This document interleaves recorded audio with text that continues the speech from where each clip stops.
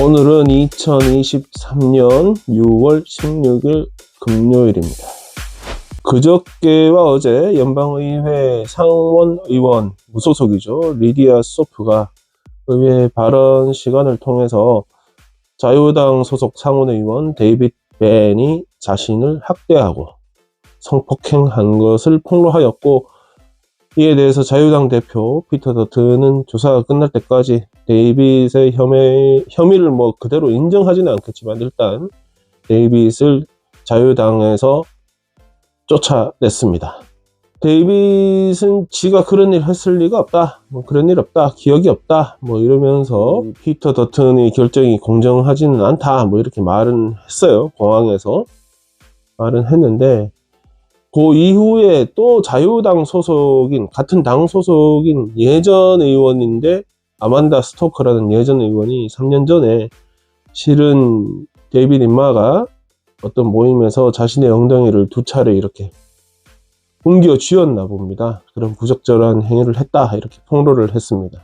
자, 이게 처음부터 어떻게 된 거냐 하면 2019년도에 의회 의사당에서 일하는 젊은 여자의 브리타니 히긴스 일하다가 그때 당시 또 이제 떠오르는 정치 신인 남자애 하고 이렇게 무슨 모임이 맞나 봅니다. 의사당에서 술자리도 많고, 그러다가 이제 성폭행을 당한 일이 있었습니다. 근데 이거를 그때 의원실이나 간부들이나 어디까지 알았다 몰랐다, 왜 알았으면 조치를 했어야 되는데 조치가 안 나왔거든 당시에. 덮으려 했다 이러고 난리가 났었어요. 그래서 이제 조사가 진행되는 와중에 그건 그거고, 국회의원들 간에 막 이런 걸 막 감추려고 하는 문화나 이런 것 때문에 요즘 계속 논의가 있었습니다. 그 자리에서 이 데이빗 벤이 나와서 이런 발언을 했는데, 데이빗한테 성폭행을 당했다고 주장하는 리디아가 이제 못 참은 거죠. 나와서, 야, 전마도 가해자인데, 성폭력 가해자인데 뭔 소리를 이래 들어야 되냐, 토 나온다, 이렇게 얘기를 했어요. 그러니까 이제 의장 입장에서는 이제 갑자기 그렇게 튀어나와서 그렇게 말을 하면 좀 난감하니까 일단 방금 발언은 취하해라 해서 이제 리디아도 그 상황적으로 이해를 하고 일단 취하는 했지만, 그 다음날 좀 더 자세하게 정확하게 정당한 절차를 거쳐서 발표하겠다 이래가지고 했는데, 어제 그래서 말한 게 언제 대충 만나가지고 어떻게 했고 어떤 상황이 있었다 들어보니까 이제 또 의원들끼리 무슨 술자리 같은 게 있었나 봅니다. 얘들은 의사당 안에서 술을 마시는 일이 많나 봅니다. 그래가지고 이래 있다가 무슨 어디 계단에서 막 성폭행 당하고 이래가지고 또 그때 막 힘들어 하니까 또 주변에 사람들이 와서 뭔 일이냐 걱정하고, 그러니까 말은 목격자가 있다는 거예요. 이게 직접적 목격자는 아니지만 상황이 벌어지고 나서 리디아 주변에 뭔 일이 일어났다는 걸 알아차릴 만한 목격자는 꽤 있었던 걸로 지금 보입니다. 그리고 당시에 호주 수상이던 스콧 모리슨도 이 상황을 알고 있었던 걸로 지금 얘기가 나오고 있습니다. 그러고 나서 이제 당연히 데이빗 인마 이거는 당연히 모르는 안다 그러면 웃기지. 그리고 술 핑계도 잘 못 댑니다. 이거는 호주에서 술 핑계 잘못됐다가는 완전 매장당하기 때문에 지금 하여튼 그런 상황입니다. 일단 인마는 의원직은 유지하는지 몰라도 당에서는 출당 조치 거의 됐다고 봐야 되고, 오늘 라디오를 들어봤는데 의사당 안에서 벌어지는 일들 중에 이런 사고가 꽤 빈번히 있는 것으로 말이 나옵니다. 그러니까 동료 의원들끼리도 이런 사고가 벌어지는 판인데 그 건물에 얼마나 많은 여자 직원들이 일을 하고 있겠습니까? 그죠? 근데 지 권력욕에 취해가지고 술에 취해가지고 이 여자 저 여자 진짜 끌어내는 놈이 분명히 더 있을 것 같은 느낌이 팍팍 듭니다. 지금 이번을 계기로 이런 새끼는 그 자리에서 물론 죄가 판명이 나면 의원직 잘라버리고 형사처벌도 해야 되고, 앞으로 비슷한 혐의가 있으면 무조건 발본색원에서 걷어내야 됩니다.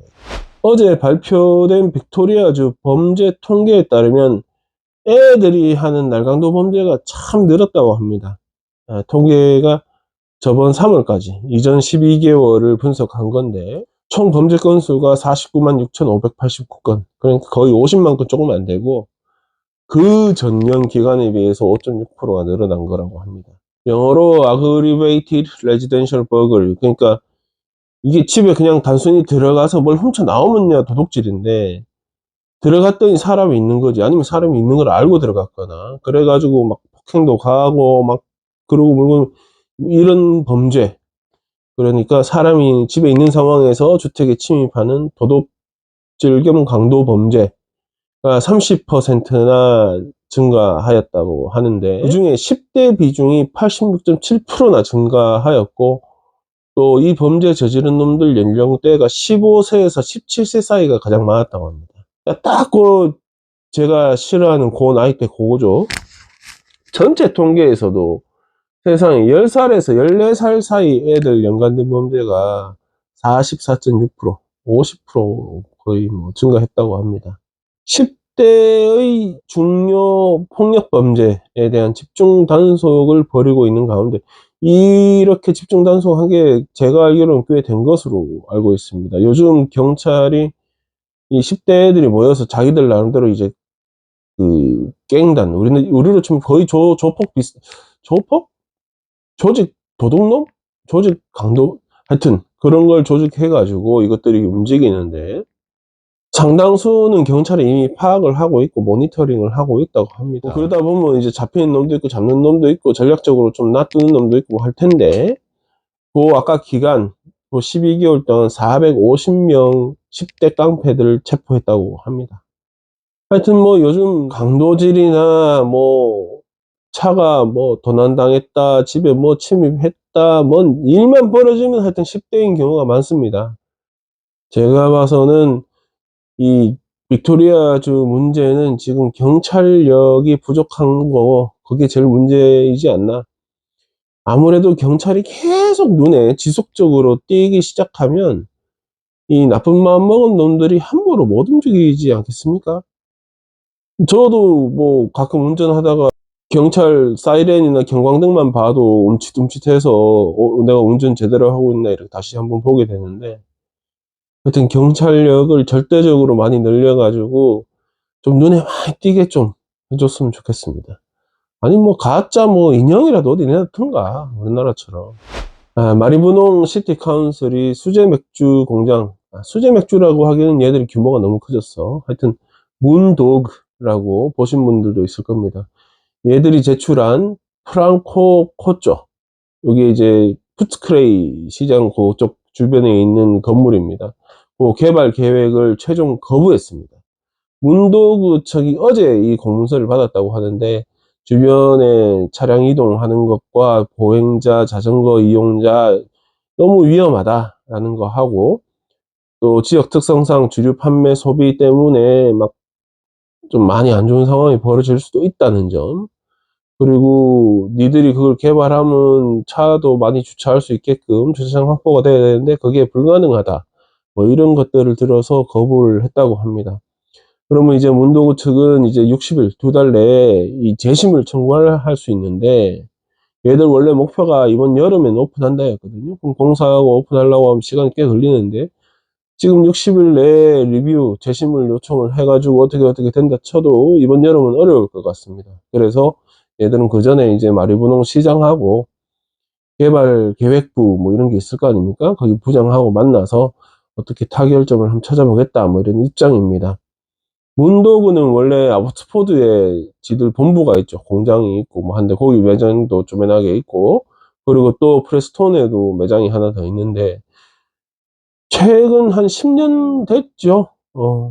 멜번에 그 수제 공장 하는 애들이 공장 납품만 하는 게 아니라 맛볼 수 있는 공간을 만든다든가, 음식도 좀 같이 서빙한다든가, 이런 식으로 해서 많이 오픈을 했고, 그게 굉장히 인기가 좋습니다. 지금도 제가 운전한 구간에 보면 그런 게 한두 개 있는데, 항상 보면 주말만 되면 사람이 엄청나게 많습니다, 거기. 그럼 하여튼 얘들이 그러다 보니까 이거를 차라리, 예전 공장은 너무 작고 협소하니까 푸츠크레이, 요 프랑코 코쪼라고, 옛날에 이탈리아에서 이민원분이 가구 장사하던 데인데 이제 뭐 2018년부터 이제 건물이 비어가지고 지금 냅둔 상황입니다.